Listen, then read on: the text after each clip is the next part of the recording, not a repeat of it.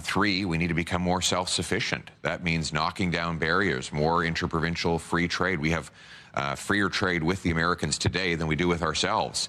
We have to knock down those barriers, build pipelines, LNG liquefaction facilities to sell our stuff to the world without... Heyo, and welcome to today, where there is good news and slightly bad news. The good news is I'm going to cut straight to the story. However, the bad news is... Sorry, there's a little bit more good news. The good news is that Poilievre is speaking a lot of what I like to hear for Canada. However, in the same meeting, he talks a lot about something that is just not good for Canada.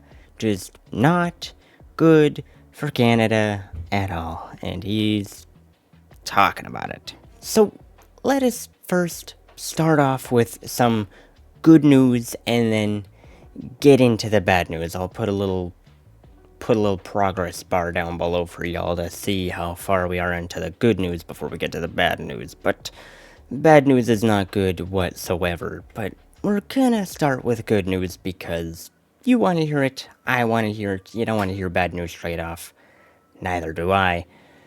But it does exist. We'll get into that. Now, he went on to a CTV News show, and he spoke a lot about the tariffs. He spoke a lot about the economy, spoke a lot about Canadians' economy specifically, and how we can boost it.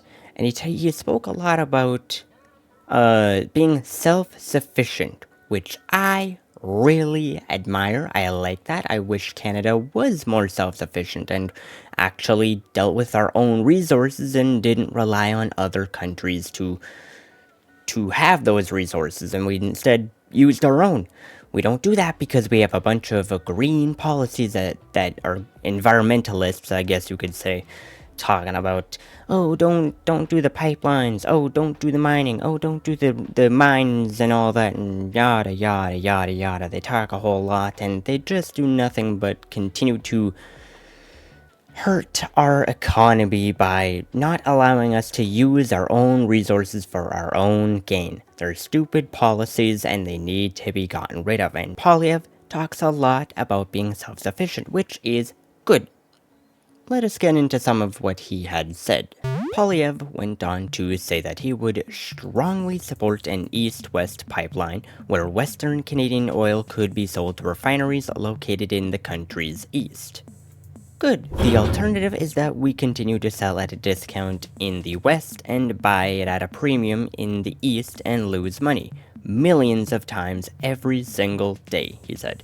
It is economic and stupidity. Poilievre pledged to repeal the Liberals' Bill C-69 to expedite energy projects, which he called an anti-development bill that can take an estimated 19 years to get a mine approved. The law, commonly referred to as the No More Pipelines Act, environmentalist green policies, by its opponents, provided the government with sweeping regulatory powers over new energy projects. Quote, "We have the 5th largest lithium supply in the world, but we don't mine lithium.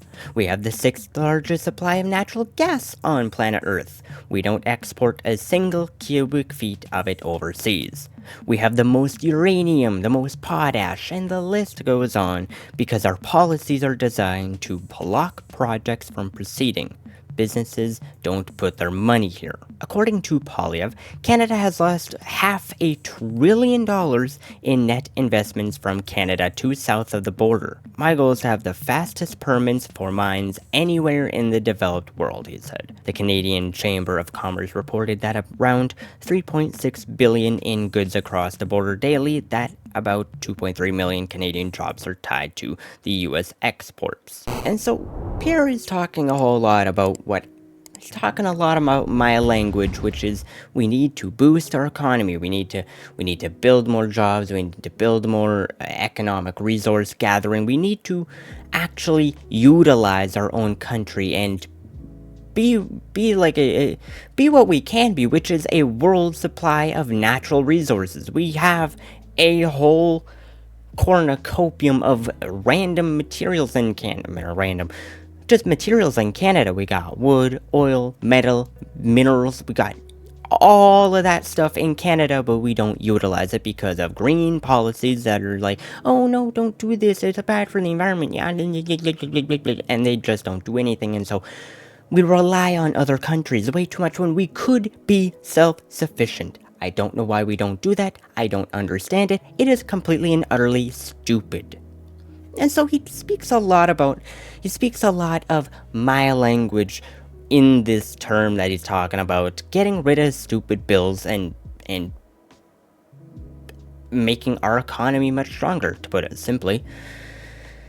But that is the good news of today. The good news is that he's talking a lot about being self-sufficient, cutting taxes. I mean, here he talked cutting taxes. You already figured that as much already though, but he also talked about Canada being self-sufficient and actually using our own materials here. I really like that. That is good. That will boost our economy, make it stronger, and make us as a country stronger just in general, that we're not relying on other countries for this, that, and the other thing. And now, just a little bit of a note from this True North article. I'm gonna just take this, I'm gonna imply my own opinion as to what he was saying here, but Poilievre noted that Canada's economy has long been basking in the glow of the massive economic superpower and strong military of the US, but that the time has come to stop relying so heavily on our neighbors to the south. I do disagree with the totality of the claim, which is that we can't rely on them to protect us, but I also do sorry, I'm not talking about the economy part, I'm talking about the military aspect. I do agree that we shouldn't be relying on them, but I'm saying that it is kind of foolish to say that we can't. We can work as a unit. Canada and America, we can work as a unit. It can happen. The problem is that we just have a lot of stupid people who are at the helm and it's not working.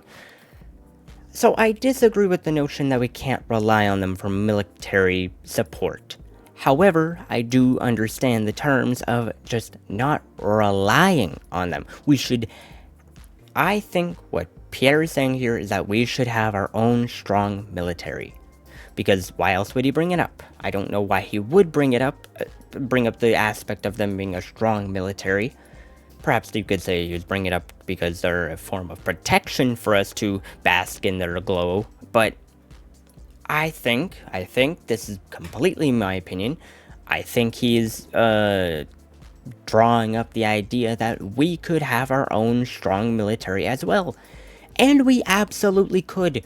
We have the materials to build a strong economy. We have the materials to build a strong military as well, an economy and a military. We have the materials, we have the capacity to do that. So we should do that. We shouldn't necessarily be relying on American military, but we should know that I would say we shouldn't be relying on them for military power, but we should be able to count on them for military support. Granted, with the trade conflict that Trudeau is trying to drum up, I can't necessarily say that that is going to be totally true coming shortly, but should and can, two different things. Point being, I think what he is noting here is how Canada should build a strong military. I think. Completely opinionated, and so I agree with him there. Now we're gonna stop with the good stuff and enter into the bad stuff, because we're talking about military, and you guys already know where I stand on this, potentially. Poilievre, he doesn't speak my language when it comes to the retaliatory tariffs. He's talking, I'll just play a little clip, and then dive a little bit further into it. Potential impacts. Wondering if you can tell our viewers one specific thing, if you were in power, that you would do to respond to those. Well, I don't want to, if you don't mind, I'd like to list a few things. One would obviously The more you want to list, the better. I Thank think you. people would like to get some specifics about how we're going to Look, tackle this. President Trump is a deal maker.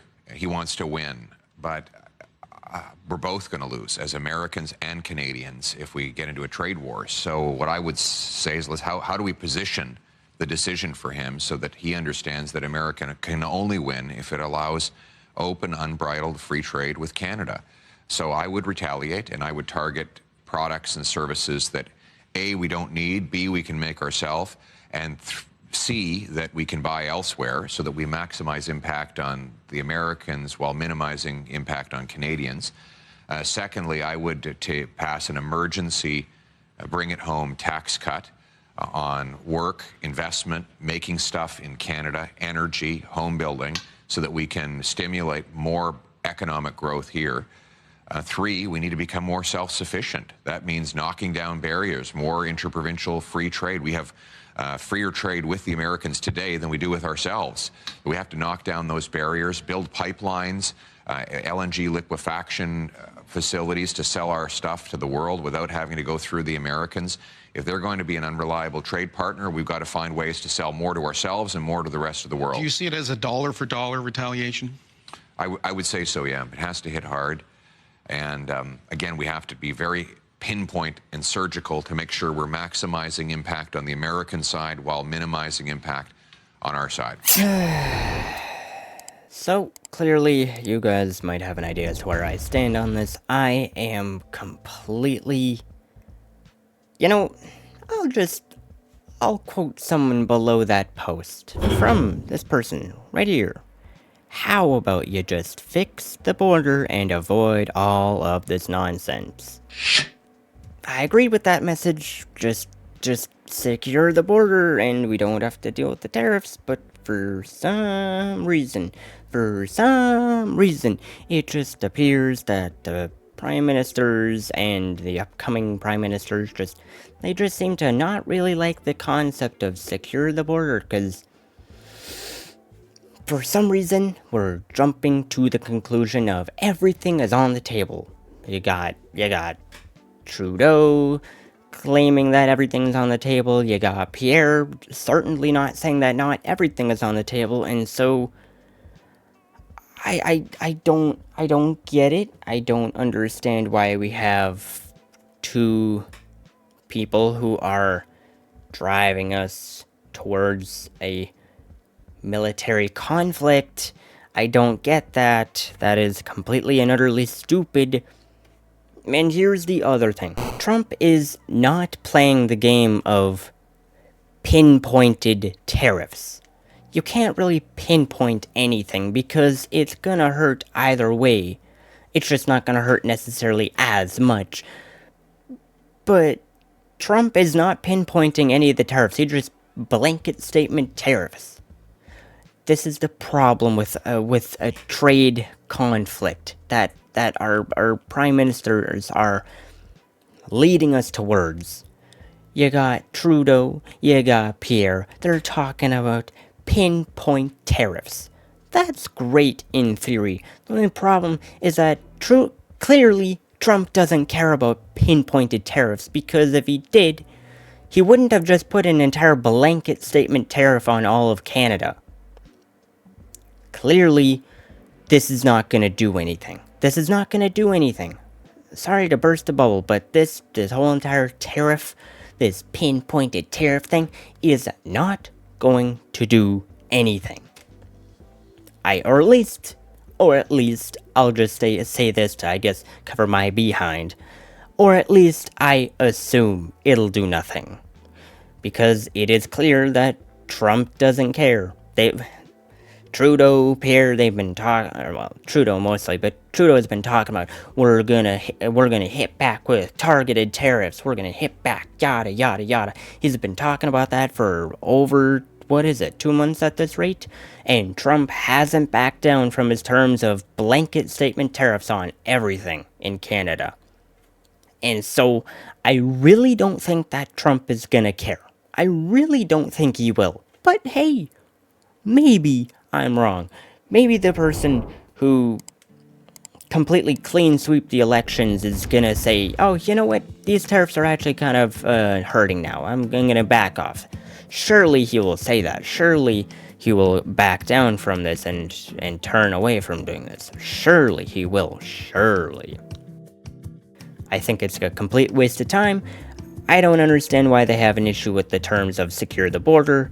It's completely and utterly ridiculous.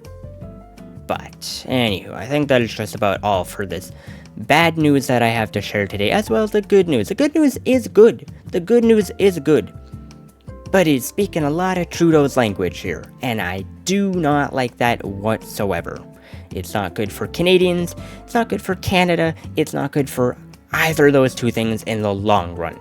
And clearly, I don't think Trump actually cares about the tariffs that are going, that the retaliatory tariffs. I don't think he cares about them. But maybe I'm wrong. Doubt it. But maybe I'm wrong. But I hope to see you in the next video. But until then, I hope that you have a good one.